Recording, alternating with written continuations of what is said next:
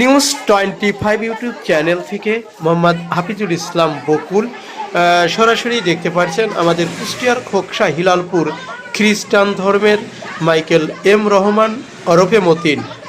তিনি 27/11/2024 ইংরাজি রোজ বুধবার আনুমানিক রাত 10টায় মারা যান।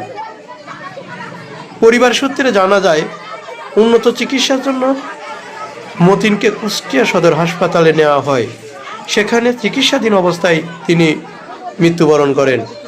মাইকেল এম রহমানের মৃতদেহ হিলালপুর গ্রামের বাড়িতে নিয়ে আসা হলে আমরা শুনেছি তিনি উপজেলার বিভিন্ন জায়গা থেকে চাকরি দেওয়ার কথা বলে, প্রবাসে নিয়ে যাওয়ার কথা বলে এবং গরুর ফার্ম প্রজেক্ট করে দেওয়ার কথা বলে বিভিন্ন লোকের কাছ থেকে টাকা হাতিয়ে নেওয়ার অভিযোগ উঠেছে।